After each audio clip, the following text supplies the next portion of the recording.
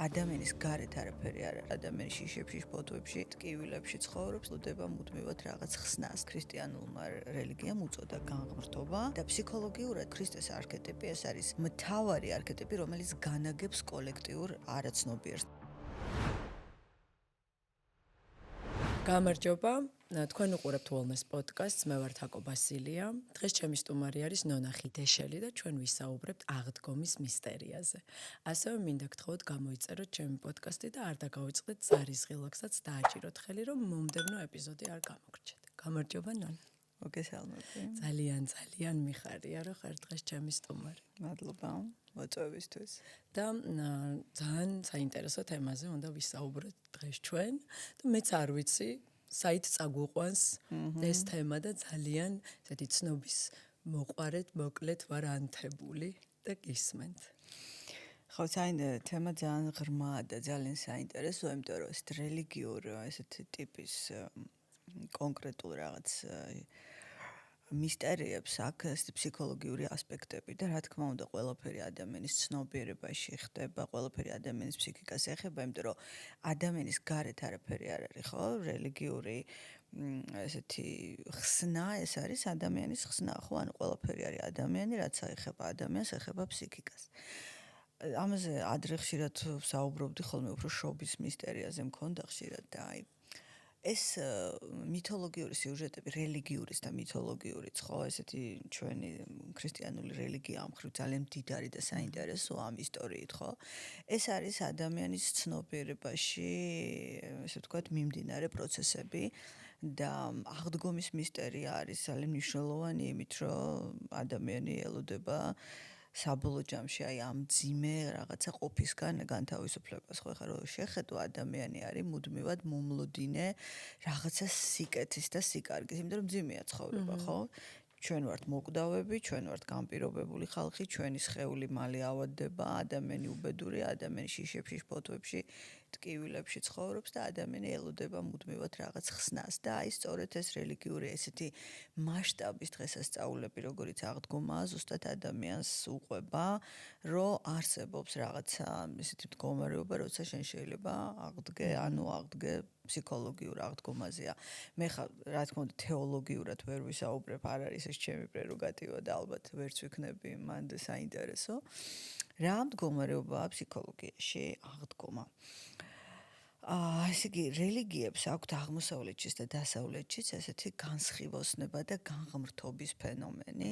განსხივოსნება ეს არის აღმოსავლური ტერმინი, ქრისტიანულმა რელიგიამ უწოდა განღმრთობა და ფსიქოლოგიურად ეს არის ძალიან საინტერესო, როდესაც სრულად ცნობიერდება ადამიანის არაცნობიერი და ეგო აღარ არის წამყვანი ცენტრი, არამედ self, ესეც ქვია ამას და ქრისტეს არქეტიპი, ხა აბსოლუტურად ფსიქოლოგიის ტერმინებით ვსაუბრობ, იუნგის ენაზე, იმიტომ რომ ტერმინები მის არქეტიპები მისი შემოტანილია, თუმცა მისი მოგონილი არ არის, თვითონაც თვლიდა რომ პლატონი იყო თავის იდეათა სამყაროთი პირველი, რომელმაც ეს რაღაცა ესეთი მოცემულობა შემოიტანა, მაგრამ პირდაპირ უწერია რომ ქრისტეს არქეტიპი ეს არის მთავარი არქეტიპი, რომელიც განაგებს კოლექტიურ არაცნობიერს. ნუ ციტირებ, ეს მისი სიტყვებია. ანუ, როდესაც მოდი ეს პირობითად ვთქვათ, ხო, ჩვენ ვართ ესეთი ცნობიერ არაცნობიერად გახლეჩილი ადამიანები და როდესაც სრულად ცნობიერდება ადამიანი და როდესაც ეგოს ადგილს იკავებს, self, ანუ თვითობა ითარგმნა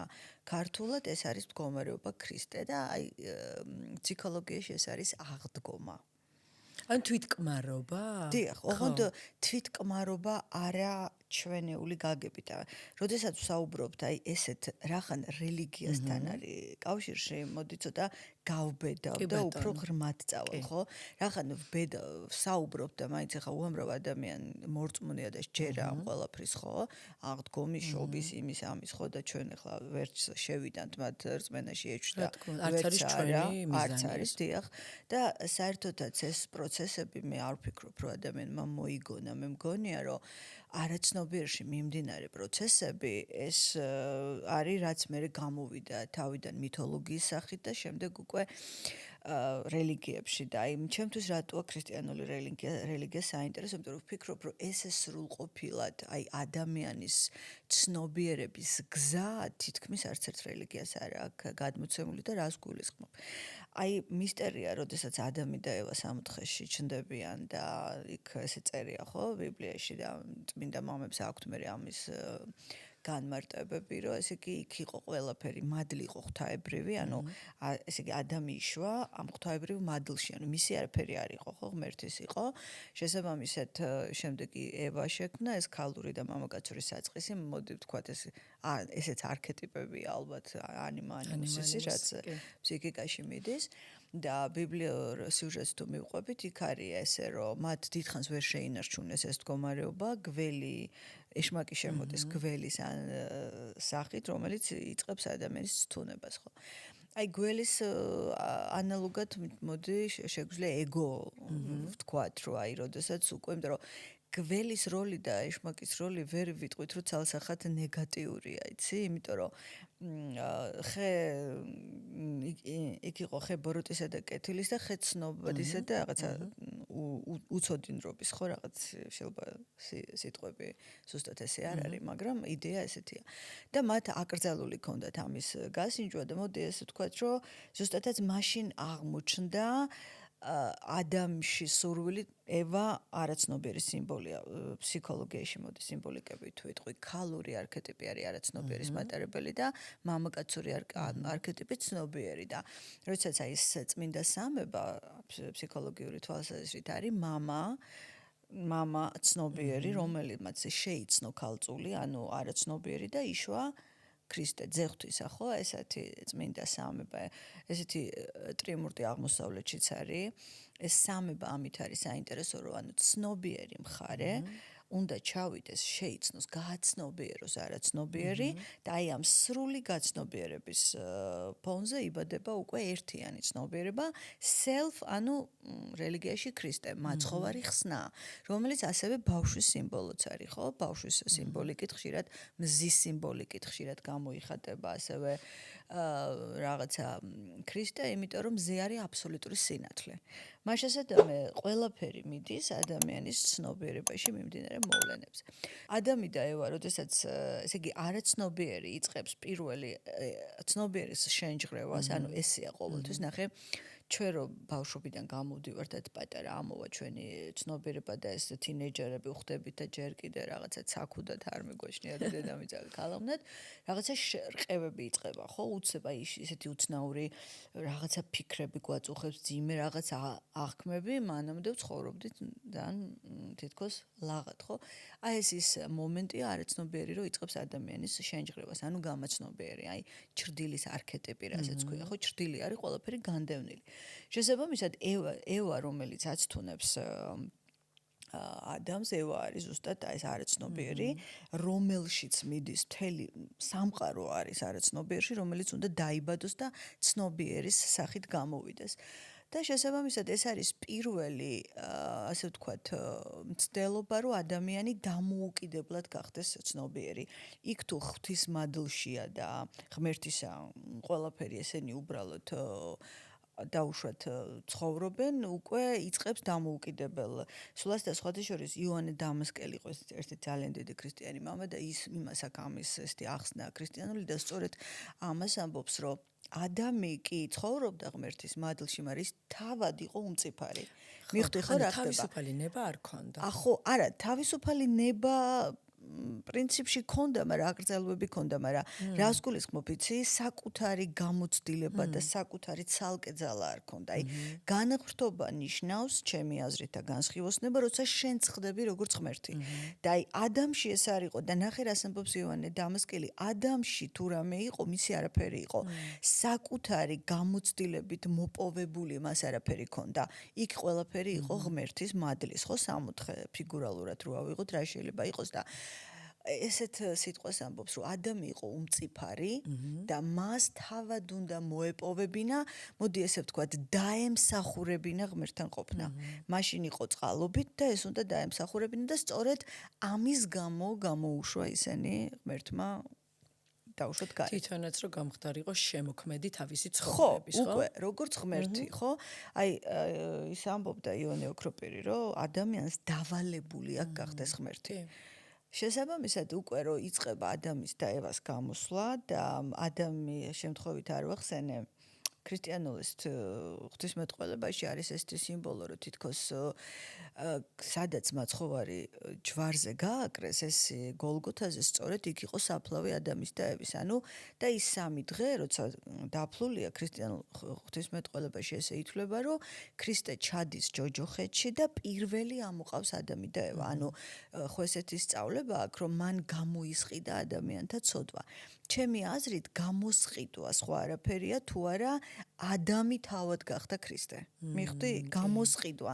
ის კი არ არის რომ ვიღაცა რომ ოდესღაც დაიბადა და ჯვარს ეცვა და აღსდგა, ამიტომ მეც აღვდექი. არა, მან გვაჩვენა გზა, რომ ეს უნდა მოხდეს ადამიანის ცნობიერებაში. აი ეს არის ქრისტიანობა. მან დაგიდო შენ ამბანი, ანუ მოცემულობა, წიგნი, რომ შენ ეს უნდა გახდე. აი ასე უნდა გახდე. და როდესაც თუ ადამი დასაწყისში არის უმწიფარი, ის გამოდევნეს 64-დან და იწყება და ესე არ წერია, ეუბნება რომ ოფლითა შენითა მოიპოვებურ შენი იწყება უმძიმესი გზა, ანუ ადამიანის და ევაში მოდი კაცობრიობის ისტორია ავიღოთ. ადამიანი ავიღოთ ფიგურალურად, ხო, თავის ქალური და კაცური საწყისი და ადამი და ევა ავიღოთ ჩვენში ყველაში არის ქალური და მამაკაცური საწყისი, ხო? მას მერე ჩემის აზრით მთელი ბიბლია ეს არის ადამიანის გზა ცნობიერებაში გავლილი თავისი ბავშვობით, თავისი სიმძიმეებით, თავისი უმწიფარობით, ტკივილით, შიშებით, ფოთვებით, რაღაც ახლის აღმოჩენებით, ნიჭის გახსნით და რასაც გავდივართ, ყველა ადამიანი ამას თითო დაბადებაში გავდივართ. ანუ დაბადებული ბავშვი ავიღოთ, რომ სისუფთავე მას აქვს აბსოლუტურად ცნობიერის, უბრალოდ სუფთა დაფაა ცნობიერება, მხოლოდ იმ თვალსაზრისით, რომ არა აქვს პიროვნული არა ცნობიერი, მაგრამ იდეაში ატარებს რელიგიურად ამ ღვთაებრივ მადლს და ფსიქოლოგიურად ამ რაღაც კოლექტიური არაცნობიერის მთლიან გამოცდილებას ნიჭებს და უნარებს, რაც მასში არა. და იუნგი ამბობდა, რომ ჯვარიც და მანდალაც ეს ადამიანს არ მოუგონია, ეს არის ორივე სრულყოფილების სიმბოლო და ორივე გამოვიდა სიზმრების სახით. ანუ კოლექტიურ არაცნობიერში იმას მიაჩნდა, რომ ეს რაღაც მოცემულობა არსებობს. ოღონდ ეს კოლექტიური არაცნობიერი პიროვნულისგან განსხვავებით არ არის ადამიანის საკუთრება, რაღაც მოდი ესე ვთქვათ, საყოველთაო მიღმიერი, აი დროისა და სივრცის მიღმა რაღაც ღვთაებრივი რელიგიურ ენაზე, რაშიც ინახება აბსოლუტურად მთელი ეს უნიკალურობა ადამიანის თავის ნიჭებით, სრულყოფილებით და ალბათ ვერც კი წარმოუდგენია ადამიანს კიდე რა უნარი შეიძლება მასში იყოს და გამოვიდეს, ხო და ვითარდება ესე კაცობრიობა. შესაბამისად, ადამისგან ქრისტემდე გზა, ან მთელი ძველი აღქმა, ახალ აღქმამდე, ეს არის ის გზა, რასაც ადამიანი გადის ამ ინდივიდუაციის პროცესში, ანუ საკუთარი თავის შეცნობის პროცესში, თავისი ტკივილებით, თავისი წამებით, შრომით და ვაღიაროთ, რომ საერთოდ არ არის მარტივი ცხოვრება, ხო? ჩვენ გვაქვს სურვილები, რომლებსაც ვერ ვისრულებთ, ჩვენ გვაქვს ნებები, არ ვიცით რა მოუხერხოთ, ჩვენ გვაქვს ემოციები, არ ვიცით რა მოუხერხოთ, რომ დაფიქრდე. ჩვენ ხშირად ვსაუბრობთ ხოლმე, რომ იცი რა, სურვილის, მაგალითად, ნევროზი განსაზღვრულია, როგორც სურვილების და შესაძლებლობების შეუსაბამობა და ხშირად ამაზე ადამიანებიც გეკამათებიან, რომ იცი რა, მე თუ მინდა აბა რა ვქნა ჩვენ კი არ გვიხარია რომ ეს ესეა ხდები ეს არის მოცემულობა ცნობიერების როგორც ახლა კარდიოლოგი რომელიც გულს სწავლობს ხა იმას უხარია თუ არ უხარია გულს ესეთი ანატომია აქვს და იმან უნდა დაიცვას ამის რაღაცა მთელი ეს წესრიგი ხო ასეა ფსიქიკაც რა და როდესაც ადამიანი ამ რაღაცა სულ მისტერის თავის უბედურებას და ვიღაც უყვარს და მე ეგ პროექციებს აკეთებს და სიყვარული არ გამოდის და შენ ეუბნები რომ მოდი მიიღე ისე როგორც არის გეჩხუბება როგორ მივიღო და ხალხო არ ჩვენ არ გვიხარია მეც მინდა ეს ცხოვრება ისე ყოფილიყო როგორც მე მინდოდა მაგრამ ნუ არ არის ესე რაღაცა თავისი ანატომია აქვს ფსიქიკასაც და ის ჩანს რომ ეს ყველაფერი მიდის გამთლიანებისკენ რასაც რელიგია ეძახის ზუსტად მაგ განღმრთობას და განსხივოსნებას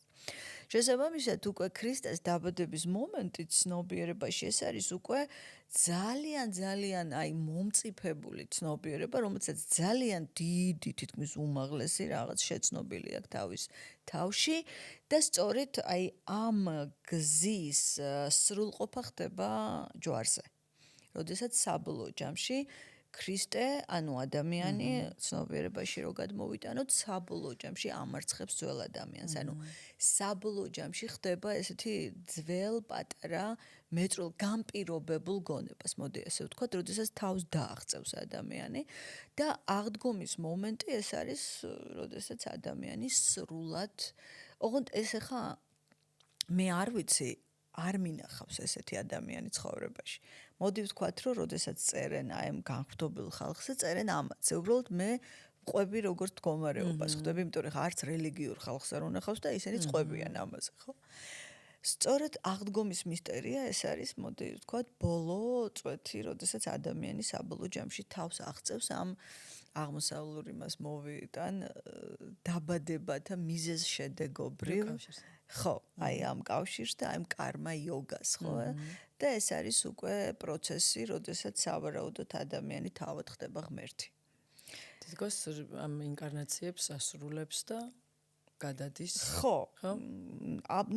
მორჩა, ანუ ადამიანი მთავრდება როგორც აი შეზღუდული. დედამიწაზე რაღაც გამოცდილებებს მორჩა. შეზღუდული. ახლა აქ არის ძალიან საინტერესო, რელიგიას აქვს თავის გზა აქვს. როგორ ხდება აღდგომამდე მისვლა და ფსიქოლოგიას და აღმოსავლეთს თავის გზა აქვს. ეს აღმოსავლური აზროვნება და ფსიქოლოგია ძალიან ახლოს არის ერთმანეთთან და ამიტომ როდესაც ვსაუბრობთ აღდგომაზე, ჩვენ არ უნდა დაგვავიწყდეს, რომ წინა პერიოდი ეს არის მუდმივი, აი ამ შიშებისა და შფოთვების წინ დგომა. აი ამის მითოლოგიაში ეს ძალიან საინტერესოა, როდესაც მაგალითად ჰერაკლეს ხშირად მოიხსენიებენ როგორც ქრისტეს წინასახეს, ეს პრობერძნული მითოლოგია და სანამ ქრისტიანული რელიგია შემოვიდა და მითოში კოლექტიური არაცნობიერი, რა თქმა უნდა, უფრო ადრე გამოვიდა. კოლექტიური არაცნობიერი რელიგიასთან არ აქვს ხდები შეხება, იმიტომ რომ ეს არის სპონტანური, ყველა რელიგია მასშია, ესე ვთქვათ, როგორც ყველა რელიგია ღმერთშია და არ შეიძლება ერთი რელიგია იყოს ჭეშმარიტი, ხო? ყველა რელიგია არის გზა ღმერთისკენ და ვინ როგორ ივლის, ეს არის აბსოლუტურად ინდივიდუალური. ცნობიერებაშიც ესეა და შესაბამისად, როდესაც ამ გზაზე მიდის ადამიანი, აი ჰერაკლეს მაგალითია საინტერესო, როდესაც ის ამარცხებს ამ ურჩხულებს და აი ურჩხულების დამარცხება მითოლოგიაში არის ზუსტადაც ჩვენში ეს გრძნობების, ვნებების გაცნობიერება და მთელი ჩვენი ცხოვრება არის ამის წინ დგომა. ასე რომ ადამიანმა რატომ არ უნდა იცხოვროს მექანიკურად, რატომ არ უნდა დარჩეს მხოლოდ და შევჭამე, ჩავიცვი, მივაღწიე კარიერა, გავიკეთე სექსი, მაგ და მაგარი გოგო ვარ, ხო, გარეგნულად და რაღაცა ახლა ხო ანუ სხეულებრივი. ხო, მაგიტომ რომ საბოლოო ჯამში შენ მოკვდავი ხარ და საბოლოო ჯამში შენი გზა არის სწორედ აი ეს. ამიტომ მე ვიტყოდი, რომ მე ზუსტად ანალოგიურად მიმაჩნია, რომ თუ რელიგიური ადამიანის მიზანი არის, რადგანაც ის რელიგიურად არის განპირობებული მიზანია ეს მიაღწიოს რაღაცა აღდგომას და ესეც არის, ხო? ქრისტიანის მიზანი რაღაცა. თავიდან დაბადება თითქოს, ხო? ასევეა, იცი ფსიქოლოგიაში, ოღონდ შენ ისედაც ხვდები, ყოველწუთს ისე გირტყავს ცხოვრება ფეხებში, ანუ ოცნებები გერღვევა, იქ სიყვარული არ გამოგდის, იქ ის რაღაც იდეები გაქვს, გჯერ აქ წამს და მე ხვდები, რომ იმედგაცრუება და გინდა არ გინდა, თუ გინდა რომ ფსიქიკურად ჯანმრთელი იყო, ახლა განსხვავებას რო თავი დავანებოთ, შენ მოგიწევს ამ შიშებთან დგომა. და აი ეს გზა, რაც რელიგიაში წამებით და იმით გაიარა კაცობრიობამ არის ზუსტად ეს გზა, რასაც ჩვენ გავდივართ გონებაში. ასე რომ მე არ მიმაჩნია, რომ დიდი კონფლიქტი აქვს ერთმანეთთან ფსიქოლოგიას და რელიგიას პირიქით. სხვადასხვა ენაზე მოსაუბრე ერთი და იგივე მომენტია და რატომაც არა, ვისი ტვინიც როგორ არის. აი მათემატიკოსების ტვინი მაგალითად ისეა, რომ ციფრებით რაღაცები შეიძლება აგონ, რასაც მე ვაცნობიერებ თეორიულად, იმას შეიძლება ციფრებით გაიგოს, ხო? ვისი ტვინიც როგორ არის მოწყობილი, მოდი რა ისე იპოვოს, რომ მიზანი არის აი ეს აღდგომა. მიზანი არის ადამიანი საბოლოო ჯამში გათავისუფლდეს ამ რაღაც ილუზორული თავდასხმებისგან, ამ შიშებისგან, შფოთვებისგან, ეგოსგან და ასე შემდეგ და ასე შემდეგ. და ის ყოველწლიური ეს მისტერია ჩემი აზრით არის ზუსტადაც მაგას ახსენებს ადამიანს და ეს მაგიტომ არის დაწესებული რომ მუდმივი გახსენება უნდა მოხდეს. როგორი ბალანსი წავიდა, იცი, საინტერესო რაღაცას ამბობს, ხო? ქრისტე მიეცით კეისარს კეისისა და ღმერთს ღვთისაო. ჩემი აზრით ეს არის ზუსტად ის ნახე როგორ აქვს ქრისტიანობას 4 მარხვა. ყოველი რაღაცა დღესასწაულის წინ, ხო? ანუ არის პერიოდები, აი თითქოს ლაღად შეგიძლია იცხოვრო, ჭამოსვა რა შენ გინდა და არის პერიოდები, როდესაც ასკეტური ცხოვრებისკენ მიდიხარ. მგონია რომ ესეც ბალანსია, იცი? რა თქმა უნდა, ხა ყველა ვერ ეტყვი რომ იჯდეს და 24 საათი აცნობიეროს, ხა ამას მომზადებული ცნობიერება ჭირდება, ხო ესე მარტივად არ არის, იმიტომ რომ ძალიან მყიფეა ცნობიერება ადამიანის. ჯერ მაინც მიუხედავად იმისა, რომ ტექნოლოგიურად დიდად პროგრესში წავიდა კაცობრიობა და ამხელა ისტორია აქვს და რამდენი საუკუნეა არავინ არ იცის ხო ადამიანი არსებობს მაინც ცოტა ინფანტილურია ადამიანი და შესაბამისად აი რელიგიებს ეს საინტერესოა აქ ძალიან რომ 4-ვე დროში რაღაცა მარხვა ეს მარხვა და ლოცვა ეს იმისთვის არის რომ გონება მოამზადოს, რაც არის მედიტაცია რა არის მედიტაცია ხშირად ამბობენ ხოლმე სუნთქვით ვარჯიშებს აკეთებ. სუნთქვითი ვარჯიშები გჭირდება იმისთვის, რომ გონება განაწყო დაკვირვებისთვის, უნდა იყოს დამკვირვებელი. ეხლა ზოგადად მე ვიტყოდი, რომ ადამიანი 24/7-ზე უნდა იყოს დამკვირვებელი, მაგრამ ეს რა ხარ რთულია, ამიტომ და რახან ინფანტილურია ადამიანი და იქ შრომა ზოგ ძალიან ძიმეს ამბავზეა ტვინი რა თავი დაგიცოს. აი რელიგიამ ეს ადგა და რაღაცა 4 მარხვაში მარხვა მომზადება რაღაცა თავშეკავება კვებიდან ხა ნუტრიციოლოგიიდან და იცი ხო როგორი კავშირია ნაწლავებსა და ტვინს შორის ხო ეს უკვე ისედაც ცნობიერი ხალხი ისედაც და მეცნიერულადაც ხო და ცნობიერი ხალხი ისედაც ფიქრობს რომ მარხვა არ მარხვა სულ ერთია უნდა იკვებო მინიმალურად განსაკუთრებით ასაკერაც მე მეკითხებოდა მამაო რომ რატო არ მარხულობ და მე ვთხარი ისედაც სულ ცდილობ რომ ისაც მარხულობ სულ რეალურად ოღონ რაღაც ჩემი კონკრეტული კვების რეჟიმი მაქვს და მაშინ კარგია მარხვა პრინციპში ეგ არის რომ ადამიანმა ეს ძალიან მძიმე ცხოველური საკვებისგან ალკოჰოლისგან თავი შეიკავოს, იმიტომ რომ ყველაფერი მოქმედებს ტვინზე, ხო? და შესაბამისად სხეულსა და ფსიქიკას ვერ გამოუყოფთ როგორც სულსა და სხეულს. ანუ სანამ სხეულში ხარ, ხო, ორივე მოსაფრთხილებელია, იმიტომ რომ ელემენტარულად მაგალითად კუჟნაწლავის პრობლემები თუ გაქვს ნევროლოგიას თრგუნავს მთლიანად ხო და გონია ხშირად შეიძლება დეპრესიაში აგერიოს ელემენტარულად ის რომ რაღაც აუტანლობა გქონდეს რაღაცეების ხო გავკადნიერდები და ვიტყვი რომ ჩვენ რელიგიას გამორჩა სხეულზე ზრუნვის ნაწილი იცი რა არის ვფიქრობ რომ მარხვა არ არის სხეულზე ზრუნვის ნაწილი მაინც მგონია რომ აი მაგალითად ვარჯიშის ნაწილი გამორჩენილია ფიზიკური აქტივობა. აი სხვა რელიგიები უფრო ვთქვათ იქ იოგა არის. ხო, მაგრამ ნახე ხა იოგაზე გეტყვი ერთ რამეს. იოგა რო ხა დღეს ფიზკულტურად აქციას ესე არ იყო. იოგას საწყისი ძალიან სულიერი ის იყო რეალურად. მაგრამ რეალურად იოგა დღეს იმის საშუალებას რომ სხეულმა გამოუშვას დაგროვილი ინფორმაცია, რომელიც ნეგატიურია და დანიშნულება ქონდა და ჩვენ აი მსგავსი პრინციპში ესე დღესდღეობით ყოველ შემთხვევაში არ არის, იმიტომ რომ იქ წირვაზეც რო დგახარ გჭირდება მყარი ხერხემალი და კუნთები ზურგში და მყარი წელი რომ იდგე კარგად ისე რომ წელი არ აგტკივდეს. ანუ ბევრი დეტალია ჩემი აზრით. იცი რა, მე მაინც ვიტყოდი რომ წირვაზე ჯდომა ჯობია და რატო? აი მე მიყვარს კათოლიკური ეკლესიებში. რატო ავხსნი ხა? ალბათ ახლა მორწმუნეები შემოკავებიან. ჩემთვის თავარია ლოცვის მომენტში, ჩემთვის თავარია კონცენტრაცია. ანუ მე სხეული არ უნდა მაწუხებდეს, თუ სხეული გაწუხებს, შენ ვერ ხარ კონცენტრირებული. კონცენტრირება მუდმივად მჭირდება ჩემს ფიქრებზე, ემოციებზე და ლოცვის მომენტში თუ შენ ფეხი გტკივა და ხელი გტკივა და წელი გტკივა, შენ გაძლებაზე ხარ და შენ აღარ ხარ კონცენტრირებული ვერ ახდენ. ამაზე მე მისაუბრიეს სასულიერო პირებთან და მითხრეს რომ ეს არის ეს დაღლაც არის გარკვეული ქედის ხრა ღმერთის წინაშე, მაგრამ ვეღარ ვიზიარებ, იცი, თუ ცნობიერი ადამიანი, მას არ ჭირდება ქედის ხრა, მithumedes ღმერთს არ ჭირდება ადამიანის ქედის ხრა, იმიტომ რომ მას ჭირდება ცნობიერად შეცნობა, გაიაზრო რისგან შედგება შენი გონება, რატომ ხარ არეული თუ ხარ, რატომ ხარ აგრესიული თუ ხარ, რატო გინდა ვიღაცის მოკლა თუ გინდა, ანუ მთავარი არის აზროვნების პროცესში. დასვა რატომ? ხო.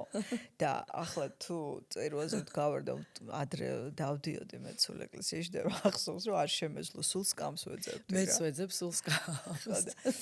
ისე იოგას და მედიტაციას აქ რა ერთი რამე კარგი იცი ისეთ პოზაში უნდა დაждე რომ შენ იგრძნო სრული ჰარმონია ხელში.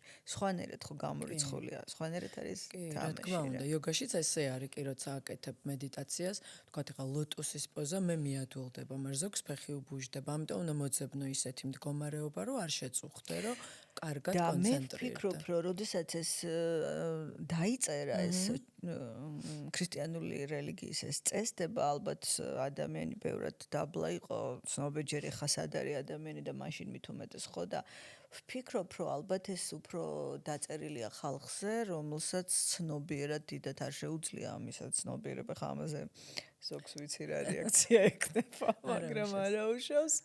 და ამიტომ პირდაპირ რომ აი ბავშვს რო აძლევ ვარჯიშებს, იმიტომ რომ ვერ იაზრებს და უნდა მისცე რომ ეხლა ესეკენი.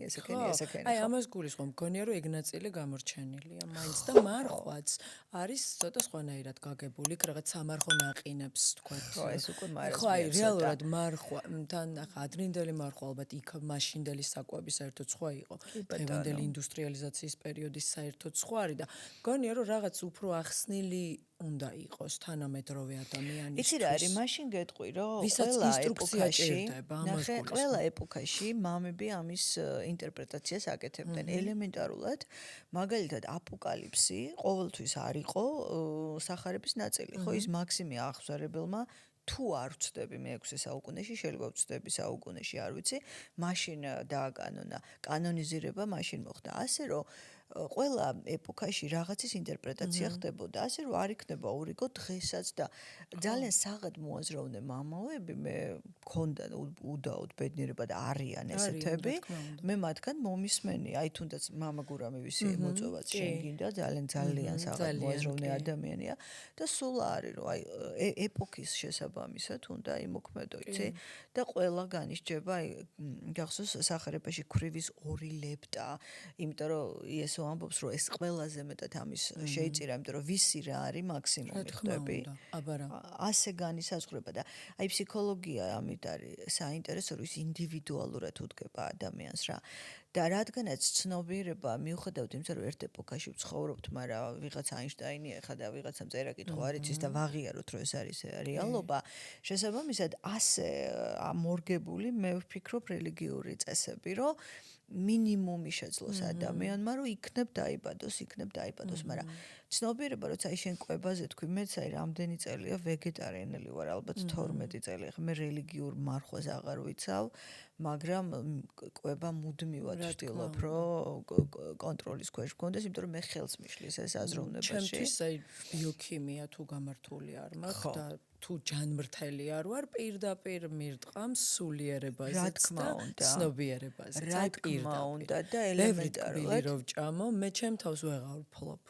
ანუ რეალურად ბევრად გზნობიარე ვარ. ალკოჰოლი საერთოდ ნარკოტიკი, ყველაფერი რაც ცნობიერებას ულებს ადამიანს. ცნობიერებას ცვლის ზოგადად, აბა რა. ქიმიურ შემადგენლობას რაც. ნუ ვარჯიში ჩემთვის აუცილებელია. ხო, აი ძილის მომენტია ძალიან მნიშვნელოვანი, ფსიქიკური ჯანმრთელობისთვის უწყვეტი ძილი.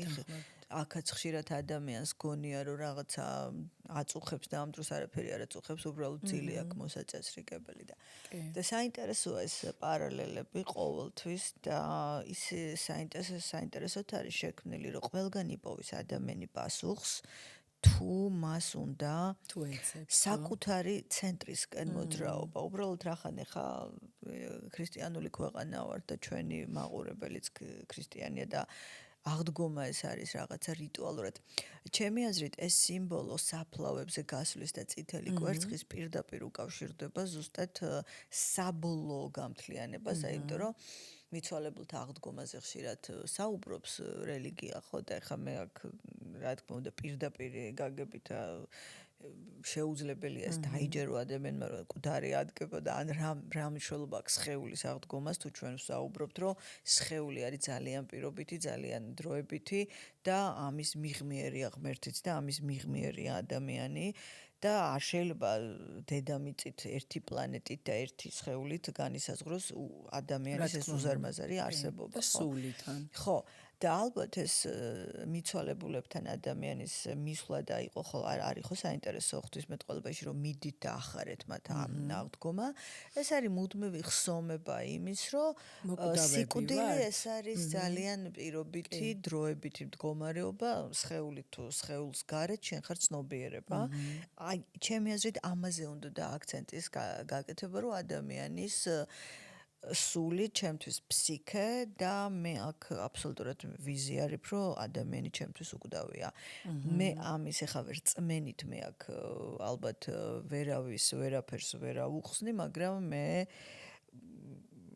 ეს თითქოს ვიცი, თითქოს გავიაზრე, მაგრამ სული არის მარადიული. ხო, ანუ რო სხეულს აი ეს ცნობიერება რაც არის შიგნით ადამიანი, მე ვფიქრობ, რომ სხეულს თუ სხეულს გარეთ რატომაც არ შეიძლება სხვადასხვა განზომილებაში თუ არსებობს როგორც ეხლა დღეს კვანტური ფიზიკოსები ლაპარაკობენ, რატომ არ შეიძლება ეს სხეული სიხშირე შექმნას ცნობიერება, იმიტომ რომ თუ გონი რაღაცა გონებამ შექმნა ეს ყველაფერი, ამ გონებას სულ შეუძლია ამ რაღაცების შექმნა. და რეალურად შექმნა. ეს არის რა ფიქრებშიც ვართ, იმ სიხშირეში შენს რეალობას და შესაბამისად მგონი ეს არ უნდა იყოს ადამიანის ძირითადი საფიქრელი, იმიტომ რომ სიკვდილი არის მოცემულობა სხეულის ის არსებობს, მაგრამ ადამიანის მუდმივი საფიქრელი უნდა იყოს ის თუ აი თავის შიგნით აი ამ რთულ ურთულეს სტრუქტურაში გაერკვეს, იმიტომ რომ დილით იღვიწებს ადამიანი და ისეთი თავდასხმა აქვს ამ შფოთვების და შიშების, რომ ზოგი საერთოდ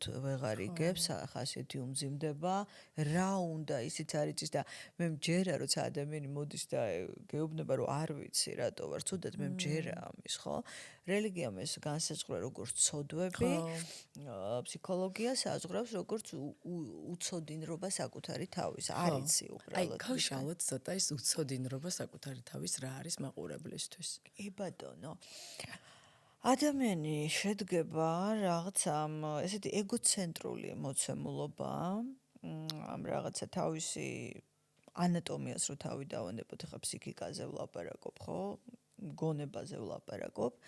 ეს არქეტიპები, რაღაცა შინაარსები, მოდი ვთქვათ, კოლექტიურ არაცნობიერში, რაზეც ადამიანს წარმოდგენა არ აქვს. ქალური და მამაკაცური მხარე, ანუ რა არის ეს ქალური და მამაკაცური მხარე? რაციო, ესე იგი თანმიმდევრულობა, პრაგმატულობა და ემოციურად და მგრძნობელობა, ანუ გონება და ემოცია, ძალიან მოკლედ რო ვთქვათ, ხო? და თუ გინდა აი მაგალითად ძალიან საინტერესოა აი ამ განხრთობის თვალსაზრისით აი მაგალითად პერსონასა და ჭრტილის არქეტიპამდე დავიყვანოთ მაშინ ეს ყველაფერი აი ქრისტეს მდგომარეობა რა უნდა რა შეიძლება იყოს აი ამ არქეტიპების ფონზე ხო მაგალითად პერსონა არქეტიპი რაც არის ხო საინტერესოა ეს ლათინური სიტყვა და საერთოდ ნიღაბს ნიშნავს რა არის პერსონა რითიც თქვენ წარსდგებით საზოგადოების წინაშე თქვენი განათლება თქვენი წარმოდგენები თქვენი აბიტუს თქვენი იმიჯი ყველაფერი თქვენი პრინციპები იდეები იდენტობები და ასე შემდეგ ამის არსებობა აბსოლუტურად ნორმალურია როდესაც თქვენ ადაპტირება გინდათ და რა თქმა უნდა ეს ძალიან კარგია მაგრამ ნახე პრობლემა პერსონა ხდება, როდესაც ადამიანის ცნობიერება სრულად აიგივებს მასთან თავს. და რა საინტერესოა, უყურე, რაც უფრო ძლიერია პერსონა და ძლიერია თავის გაიგივება, უფრო დიდია ჭრდილი. ხვდები? ანუ უკვე გაორებასთან გვაქვს საქმე. ქრისტე ეს არის გამთლიანება, ანუ ქრისტეში აღარ არსებობს გაორებული მხარე, თვითობა. ერთიანი ნაწილია ხვდები და ეხლა როგორ ხდება აქედან გამოსვლა ის ფაქტი რომ შენ ეს პერსონა უნდა იყო და ნიღაბი ქონდეს ადაპტაციისთვის გჭირდება მაგრამ აი დაკვირვება ზუსტად მაგას ნიშნავს რომ შენ მიხვდე რომ ეს ნიღაბი მე ხა ნუ აი მაგალითად მე ნუ მოაზროვნე ადამიანი ესეც ერთგვარი ნიღაბია ხო ფსიქოლოგი ესეც ნიღაბია ამის მიღმა ჩემში არის ძალიან ბევრი მიუღებელი, განდევნილი თვისებები ანუ და ჩრდილები. ჩრდილი. ეხლა ნახე უფრო კონკრეტულად რა არის ჩრდილი. როდესაც პერსონა შენ კონკრეტული სოციოკულტურული რაღაცა პირმშო ხარ, შენი წესებით, ტრადიციით, რელიგიით ავიღოთ ქრისტიანი ადამიანის თუნდაც ნიღაბი, ავიღოთ პერსონა ქრისტიანი ადამიანის და მოდი ქრისტიანობაზე განვიხილოთ, მან იცის, რომ ნუ ესე იგი არ უნდა მოიპაროს. რაც არის, ხო, არა კაცკლა არა იპარო, არა იმრუშო, მოკლედ ცოდვა არ ჩაიდინო, ათემცნება, ხო. და ნუ მოკლედ გიყვარდეს და ეს არ ჩაიდინო, ის არის. ჩაიდინო და გიყვარდეს და იყავი თავმდებალი და სათნო.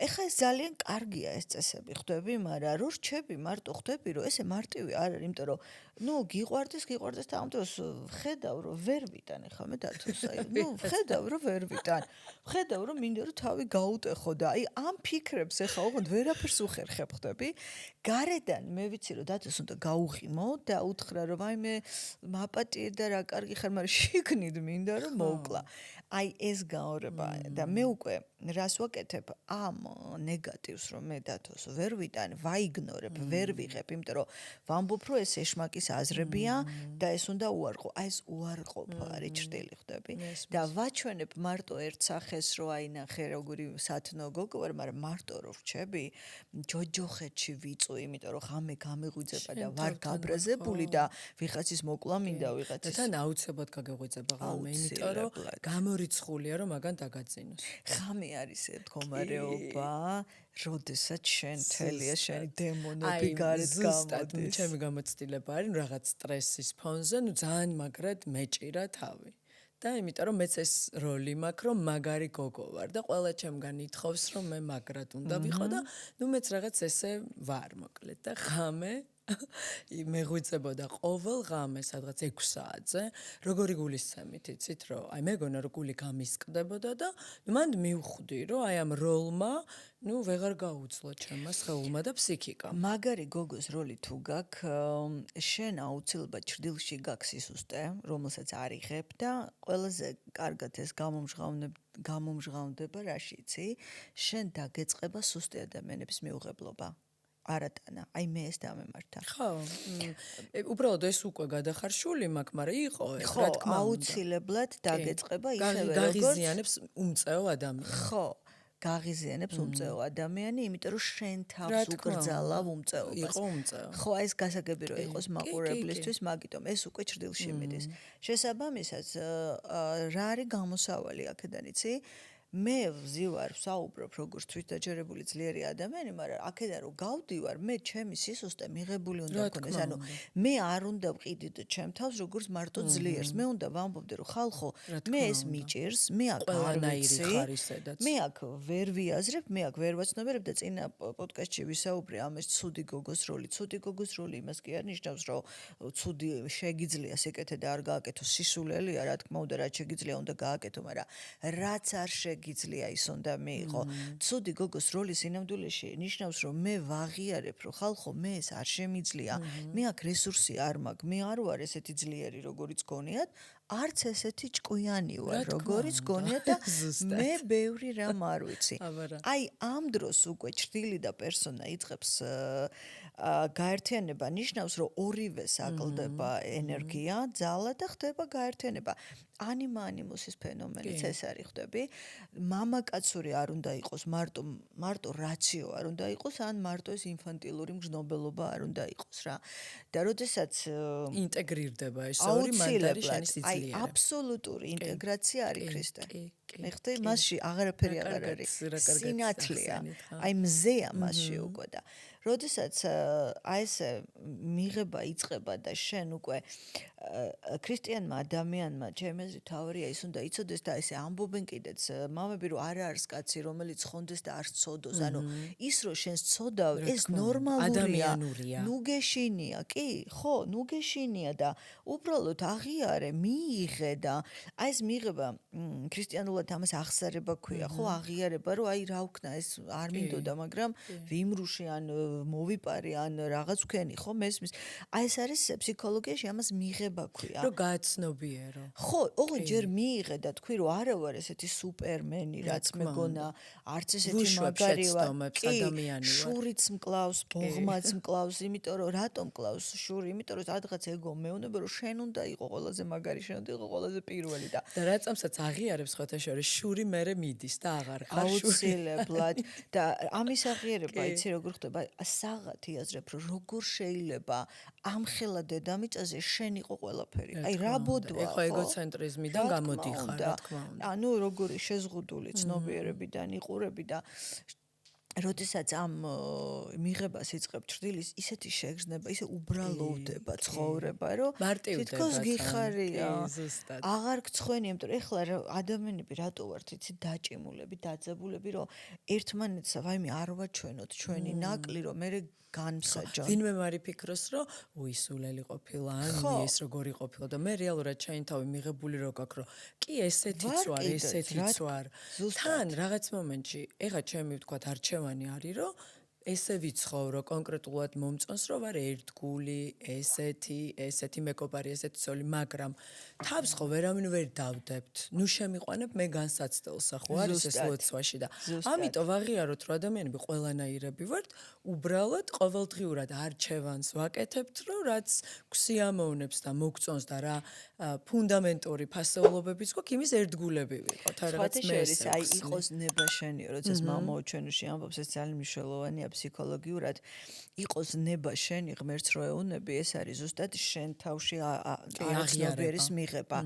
იყოს ნება შენი ამბობ რომ ვიღებ მე ამ სამყაროს ისეც ამბობ რომ იყოს ნება შენი და თან ამბობ რომ მე არასოდეს არ მივიღებ რომ ადამიანი არის ბოროტი აი მოდი მრუშობაზე გადავიდეთ აი ამ ვნებაზე გადავიდეთ რელიგიური თვალსაზრისიდან გამოვდივარ დღეს მარიამ მაგდალენელის და მარიამ მეგვიპტელის აი ორი რაღაცა ესეთი დიდი მეძავის მოდი ესე ვთქვათ სახე შემთხვევით არ არის ქრისტიანობაში ამით აჩვენა ზუსტადაც ადამიანს რა ვიცი ვინც დაწერა ეს თუ ღმერთმა თუ მე არ ვიცი ზოგადად ესეთი პატერიკები ძალიან საინტერესოა ანუ ხა ბიბლიას ღმერთი არ წერდა ადამიანები წერდნენ ალბათ გონიერი ამით აჩვენა ესეთი პატერიკები იმისთვის არის შექმნილი რომ მიღთვის წინაშე მეძაობს თუ არ მეძაობს არაფერი არ არის ადამიანმა მთავარია მოინანიოს და შეინანოს იმიტომ რომ ერთი გახდა ქრისტეს უდიდესი მოწაფე და აღმდგარი ძალიან მნიშვნელოვანია ჩემი აზრით ის რომ მარიამ მაგდალენას ეჩვენა პირველად ქრისტე როდესაც გამოდის აი ამ რაღაც თავისი სამარხიდან და მარიამ მეგვიპტელის ისტორია ძალიან საინტერესო ეს იყო რაღაცა უგზო-უკლოდ მეძავს ვეძახი მაგას გაუ რაღაცა ესეც წერია ნუ მაგდალენთან არ წერია მარიამ მეგვიპტელის ცხოვრებაში წერია კიდეც ესე ყვება რომ просто წვებოდა ყველასთან რა ამას ვეძახი უგზო უკლო მეძავს ხო გზაბნელს და რაღაცა ჯვართამაღლების მომენტია თუ რაღაცა მგონი მესამე საუკუნეა ქრისტეს აქეთ და სადღაც შედის ეს ხალხს წაყვარა არც იცოდა რეალურად სად მიდიოდა ეს ხალხი და ნუ რაღაცა ჯვარი რომელმაც არ შეუშვა მგონი აღარ მახსოვს ხო ძალიან ადრე ვკითხულობდი ამებს და ნუ მოკლედ ეს ქალი ხდება მერე ძალიან დიდი უდაბნოში წავიდა, არ ვიცი რამდენი წელი იცხოვრა და მისი ცხოვრება ჩაწერა ერთ-ერთმა მამამ, რომელიც ჩავიდა ამ უდაბნოში და ეს მარიამ მეგვიპტელი მგონი ნახა ტალღებზე დადიოდა თუ რაღაც. და ასე რომ, როდესაც ვსაუბრობთ ძვირფასო მაყურებელო, რომ ვიღაცა ვნებებს ვერ უმკლავდება, ვიღაცას ბევრი სექსი აქვს, ვიღაცას ღალატობს, ვიღაცა ესეც ნაწილია ჩვენი ადამიანური არსებობის და მით უმეტეს თუ ქრისტიანები გვქვიათ, საერთოდ ესეთი განსჯარა არის. იქნება ეს ადამიანის ორიენტაცია, არ ვიცით ჩვენ რა ხდება ადამიანში, არ ვიცით ჩვენ და გიყვარდეს მტერი შენი, რაც არის ფუნდამენტი ქრისტიანული რელიგიის და აი ამ აღდგომის მარხვაში და უკვე იქით ვნების კვირა უკვე და აი შესაბამისად, როდესაც ჩვენ გვაქვს პრეტენზია რომ ვიყოთ ქრისტიანები, ანუ ვიყოთ ქრისტიანი, ჩემი აზრით ნიშნავს ვიყო გაცნობიერებული ადამიანი და ვიაზრებდე რომ როდესაც ადამიანის ჩადის ამ თუ იმ დანაშაულს თუ არასწორს აქციელს ის ვერ ფლობს საკუთარ და თავს. პირველ რიგში მიმტევებელი და ემპათიური, ეს არის ის ძალიან თავის მნიშვნელოვანი. შიშებში და შფოთვებშია დარჩენილი. ჩვენ არ ვიცით სხვისი სულიერი მდგომარეობა რა მდგომა ხო? ზუსტად ხო, არ ვიცით რა ხდება მაშინ, მაგრამ ის მაინც იცი რა არის, როდესაც ადამიანი საკუთარ თავს აცნობიერებს და საკუთარ ჩრდილს იღებს, ნაკლებად გამსჭელი ხდება. ზუსტად, გეთანხმები. იმიტომ რომ შენ თავში აღმოაჩენ ისეთ მანკიერებებს, რომ აღარა გაქვს სურვილი ვიღაცის მანკიერებებზე დაიწყო საუბარი და ვინც ძალიან ხას უსვავს და მიუღებელია და კატეგორიულია და აი პატრიარქი ამბობდა სულ ილია რომ ნუ იქნებით კატეგორიულად მოაზროვნე იყავით მასშტაბურად მოაზროვნე და აი პატრიარქის თაყვანისცემა ის კი არ არის საათობით რიგში დგემის ხედართან უნდა გაიაზრო რას ამბობდა ეს ადამიანი ეს უდაოდ იყო ძალიან გლობალურად მოაზროვნე ადამიანი და ყოველ შემთხვევაში ქრისტიანებს მაგალითი ძალიან ბევრი აქვთ ძალიან მაღალი ჰუმანიზმის მიღების გაცნობიერების და არა ფანატიზმის, არა შეუწყნარებლობის, არა ექსტრემიზმის და აღდგომა და ქრისტეთ გახდომა და ქრისტესთან მისვლა ვინ როგორ ეძახის ეს არის საკუთარი ჩრდილის მიღება. და ჩვენ აი გვინდოდა დღეს რაღაცა პერსონაჟზე და ჩრდილზე გვესაუბრა და გავაკავშირეთ ეს ორი თემა და მაინც ვიტყვი რომ ვინც თავის ჩრდილს ვერ მიიღებს ის ძალიან შორს არის მდგომარეობა რასაც ქვია აი ქრისტეს ანუ ერთიანი გამთლიანებული ადამიანის მდგომარეობა იმიტომ რომ ის რომ შენს დემონებს უარყოფ შენი დემონები ამით არ ქრებიან და მხოლოდ სხვისას ხედავ და სხვისას ხედავ და საინტერესოა ხო პროექცია სიტყვა საიდან შემოვიდა რომ თუ შენ ვერ ხედავ შენს დემონს შენი სარკე ყოველთვის არის სოციუმი ვიღაც შენი ან ოჯახის წევრი ან მეგობარი რომელშიც რაღაცა ძალიან ემოციურ გაღიზიანებას იწვევს ემოციურს ოღონდ ისე შეიძლება ბევრი რამე არ მოგწონდეს მაგრამ თუ ემოციურ გაღიზიანებას იწვევს დასაფიქრებელია აუცილებლად აი როგორც წეღავ თქვით სისუსტეზე მე ეს მოვიარე ჩემს თავზე და მივხვდი რომ რაღაცა პერიოდით გავხდი ძალიან ესეთი აი სუსტ ადამიანებთან შინაგანად შეუწყნარებელი თითქოს იმიტომ რომ ვფიქრობდი რომ ამის დრო არ არის დედამიწაზე და მე მივხვდი რომ მე თვითონ საკუთარ თავში აი როგორც თითქოს რომ დავიწყე ამ გზაზე სიარული და შენ რო თქვი წეღანე შესუნთქული ვარ უნდა სახე მეჭიროს აი სახე მეჭიროს და მე ხვდები რომ სახეს გახევს ცხოვრება რა თუ შენ ამ ჩრდილს არიღებს სახეს გახევს დაიძინებ მოდუნდები და იქ დაგარკ ამ სადღაც ყველა ვარიანტში გამოვლინდება და ამიტომ ყველაზე სწორია და მიიღეთ გამოუშვით ეს თქვენი დემონები და თქვით რომ ხო სუსტი ვარ ესეთი ვარ და რა ვქნა და რო აღიარებ მართლა რომ ყველანაირი ხარ მე ისე მარტივდება ცხოვრება ძალიან აი ძალიან თითქოს მე ვფიქრობ რატო ვცხოვრობდი ასე რთულად თითქოს უკვე ყველაფერი ნუ მე 44 წელი დამჭირდა ასე რომ ძალიან დიდი ხანი დამჭირდა აქამდე მოსასვლელად არ არის ხათი შორის დიდი ხანი ერთ წიგში წავიკითხე აღმოსავლურ წიგში ვივეკანანდასთან რომ 47 წელში თუ შეძლო ადამიანმა რაღაცა ძალიან მსწრაფიაო მართლა არა ესე მარტივი არ არის ჩვენ მარტივად უყურებთ მაგრამ ჩვენი ტვინი სულ გადამალვაშია აი რომ დააკვირდეს სულ გადამალვაშია სულ უნდა რომ რაღაცები დამალოს და რაც უფრო მაგას ვამბობდი რაც უფრო მეტს იგებ და რაც უფრო აპგრეიდდები მით უფრო კარგად გატყუებს კი მით უფრო ჭკვიანდება რაც უფრო თვითაჯერებული ხდები აი სულ მუდმივად ეჭვი უნდა დასვა აი სულ მუდმივად კრიტიკული უნდა იყოს შენი აზროვნება საკუთარი თავის მიმართ პირველ რიგში როგორც კი იტყვი რომ всё გავიგე გავაცნობიერე გავიმარჯვე всё ზუსტად ესეა და ეჭვი არ შეგეპარება მაქსიმალიდან ვარდები ზუსტად და ერთხელ ბოდბის მონასტერში ვიყავი და მახსოვს იქ ერთ-ერთ კედელზე არის ჯოჯოხეთის ფრესკა ერთი კვირა ვიყავი და ისე ვიდექე ვერ გეტყვი მეგობართან ერთად ვიყავი და სულ მაგაზე იცინო და ასე აქ ესე იგი წინ არის საკურთხეველი ყველა იდგა ესე და მე ვიდექი ესე ხო და ნუ აი არ ვიცი ჩავიციკლე ამ ფრესკაზე რა როგორ სწავლობდი ეხაც აი რო გავიფიქრე, არა, ალბათ ჩემი დემონები აქტიურად და ძალიან ახლოს იყო და მანდ არის ესეთი ძალიან საინტერესო მომენტი კიბედა რომ ვარდებიან სხვადასხვა მაღლა ასული სულები რა და მაგაზე ფიქრობდი ძალიან ბევრს და მე მივხვდი რომ ფსიქოლოგიაში ეგ რას ნიშნავს იცი რომ შეიძლება წინ წახვიდე განვითარდე რაღაცები გააცნობიერო მაგრამ როგორც კი დაიჯერებ რომ ტიპი ვარ ზუსტად იქიდან ვარდები აუცილებლად და როდესაც მე ხა მაშინ ძალიან ახალგაზრდა ვიყავი როდესაც ბოდბის მონასტერში ვიყავი და მე რომ დავიწყე უკვე ამ პარალელების გავლება ფსიქოლოგიასა და ქრისტიანობას შორის მე ამომივარ და გონებაში ეს ფრესკა რომელიც თურმე ჩაბეშტილი მქონდა და მივხვდი რას ნიშნავდა ეგ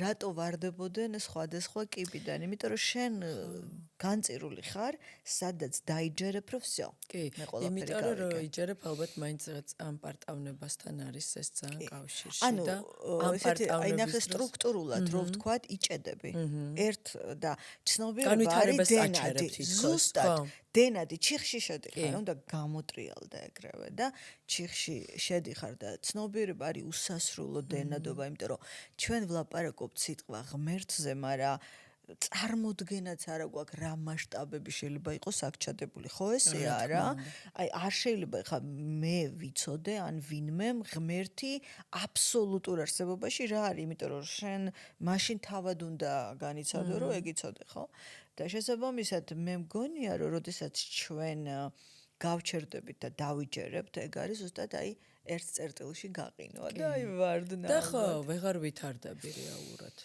კი და მგონია რომ ძალიან სწორია ვარდნა ნიშნავს ისევ ტკივილში ისევ ახალ ფოთლებში ანუ ისევ რაღაც განსაცდელი გაქვს უნდა განიცადო გაიარო მიხვდე ტრანსფორმაცია და მე ისევ თავიდან თუ ისევ იგივე გემართება და ისევ იყინები და იმდენი ხანი და ფსიქოლოგიაშიც ესეა ნახე შენ იმდენი ხანი ივლი იმ წრეზე სანამ არ გაცნობიერდება მაგალითად კონკრეტულად სისუსტე აი ზუსტად ანალოგიურია რელიგიაში ასე რომ ეს ცოდვები რელიგიური ცოდვები და ჩვენთვის ეს გაუცნობიერებელი ჩვენი ჭრდილის სხვადასხვა ნაწილები ერთი და იგივეა რა იმდენი ხანი დადის და მე უკვე ამას ვეძახით ბედის წერასო ხო იუნგი ამბობს რასაც ვერ ვაცნობიერებთ ჩვენ გზაზე დგება და ამას უკვე უწოდებთ ბედის წერას და ადამიანი ამბობს რომ რატო მოხდა ჩემთან ის ყველაფერს თავის ახსნა აქვს ეხლა რაც არ უნდა გამოიწვევს გაღიზიანება ამას ადამიანებში ყველაფერს მიზანიც კი თავისი აქვს ყველაზე დიდ ტრაგედიას თვითონ არა გაუცნობიერებლად